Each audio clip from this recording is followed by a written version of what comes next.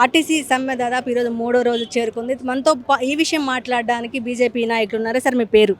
నా పేరు అందే శ్రీనివాసమ్మ. నేను బీజేపీ లేబర్ సెల్ స్టేట్ కన్వీనర్ని. మా మిత్రుడు కో కన్వీనర్ గారు ఈ మిత్రుడు.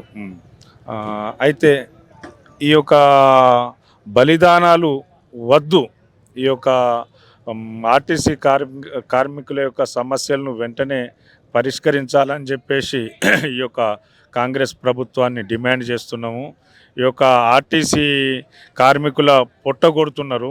ఈ యొక్క కొత్తగా వచ్చినటువంటి ఎలక్ట్రిక్ బస్సులను ప్రైవేటు వాళ్ళకి దారాదత్తం చేసి వాళ్ళ దగ్గర కమిషన్ కోసం కకృతి పడి ఈ యొక్క ఆర్టీసీ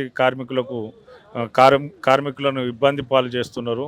కాబట్టి అది మానుకోవాలి. ఆ యొక్క ఎలక్ట్రిక్ బస్సులను కూడా ఈ యొక్క ఆర్టీసీ కార్మికులకు వీళ్ళకే అప్పచెప్పాలి. అప్పుడే వీళ్ళకు మనం న్యాయం చేసిన వాళ్ళం అవుతాము.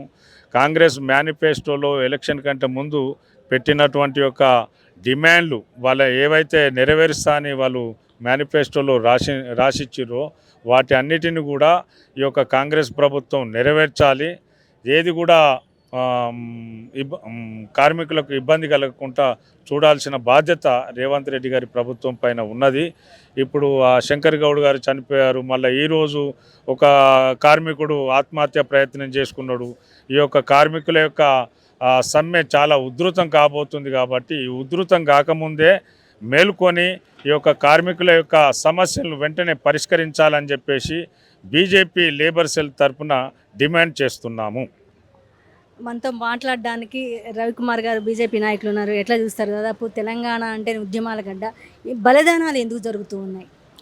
ముందుగా శంకర్ గౌడ్ కుటుంబానికి మా పార్టీ తరపున ప్రగాఢ సానుభూతి తెలియజేస్తూ, అదేవిధంగా కార్మికులకు అందరికీ ఒక విజ్ఞప్తి చేస్తున్నాము. ఎవరు కూడా ఆత్మ బలిదానాలు చేసుకోవద్దు. మనం కొట్లాడదాం, ఎంత దాకైనా తెగించి కొట్లాడదాం. ఈ ప్రభుత్వ యొక్క మొండి వైఖరిని మనం వంచి వాళ్ళ ద్వారా మన డిమాండ్లు ఏవైతే ఉన్నాయో ఆ డిమాండ్లు అన్నీ కూడా నెరవేర్చుకుందాం. ఇది మొట్టమొదటిది. రెండో విషయం అమ్మ, కేసీఆర్ గారి ప్రభుత్వంలో 2019లో దాదాపు 50 మంది కార్మికులు ఆత్మ బలిదానాలు చేసుకున్నారు. ఆ కేసీఆర్ గారి యొక్క ఏదైతే వారసత్వం ఉందో ఆ వారసత్వాన్ని అదే విధంగా కొనసాగిస్తున్నటువంటి వ్యక్తి రేవంత్ రెడ్డి. ఆయన ఏ విధంగా అయితే నియంతృత్వం చేశాడో అదే నియంతృత్వాన్ని రేవంత్ రెడ్డి కూడా కొనసాగిస్తున్నాడు. ఈ రేవంత్ రెడ్డి కూడా ఎంతమంది బలి కోరుతున్నాడో ఇప్పుడు మనకు అర్థం కానటువంటి విషయము. మేము ఈ ప్రభుత్వాన్ని మా పార్టీ తరపున ఒకటే డిమాండ్ చేస్తున్నాం. ఇంకొక కార్మికుడు ఎవరైనా ప్రాణదానం చేసుకుంటే, బలిదానం చేసుకుంటే మాత్రం ఖచ్చితంగా తీవ్రమైన పోరాటం ఈ రేవంత్ రెడ్డి ప్రభుత్వం పైన చేస్తాము. ఈ రేవంత్ రెడ్డి గద్దె దిగేంత వరకు కూడా మేము ఆయన పైన పోరాడతామని చెప్పేసి ఒక విషయం తెలియజేసుకుంటాం. రెండో విషయము, ఆర్టీసీ కార్మికులు కోరుకుంటున్నది, వాళ్ళు మీరేదైతే మేనిఫెస్టోలో ఆర్టీసీకి చేస్తామని చెప్పారో ఆ మేనిఫెస్టోలో చెప్పిన దాన్నే వాళ్ళు కోరుతున్నారు.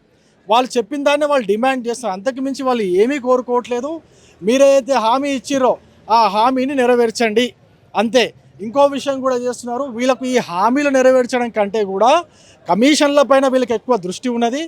ఈ యొక్క ఆర్టీసీలో దాదాపు 270 బస్సులను, డీజిల్ ఇంజన్ బస్సులను ఎలక్ట్రిక్ బస్సులుగా మార్చడానికి ఒక్కొక్క బస్సుకి 70 లక్షల రూపాయలు వెచ్చించి దాదాపు 100 కోట్ల రూపాయలు కొల్లగొట్టడానికే ఆ ఆర్టీసీ మంత్రి, ఈ ముఖ్యమంత్రి మంచి పథకం రచించారు. కానీ దాంట్లో నుంచి కమిషన్లు దొబ్బుతినడానికి వాళ్ళు కుట్ర చేస్తున్నారు. కానీ ఆర్టీసీ కార్మికులకు చేయాల్సినవి చేయకుండా వాళ్ళని రోడ్లపైకి తీసుకొచ్చి వాళ్ళ ప్రాణాలను బలిగొనే పరిస్థితికి తీసుకొచ్చినారు. ఈ విధంగా చేస్తే మాత్రం ఖచ్చితంగా ఈ రేవంత్ రెడ్డికి కూడా కేసీఆర్కి అయితే గతి పట్టిందో రేవంత్ రెడ్డికి కూడా అదే గతి పడుతుందని చెప్పేసి మేము ఈ సభాముఖంగా తెలియజేసుకుంటున్నాం. ఆర్టీసీ కార్మికులు మళ్ళీ చివరిగా ఆర్టీసీ కార్మికులు ఎవరు కూడా ఆత్మ బలిదానాలు చేసుకోవద్దు. మనం బరి తెగించి కొట్లాడదాం. బీజేపీ పార్టీ మీ వెంటే ఉంటుంది. బీజేపీ పార్టీ మీ డిమాండ్లు సాధించే విషయంలో మీకు 100% సపోర్టుగా ఉంటుంది. జై తెలంగాణ. ఆర్టీసీ కార్మికుల యొక్క డిమాండ్ను ఈ ప్రభుత్వం వెంటనే నెరవేర్చాలి.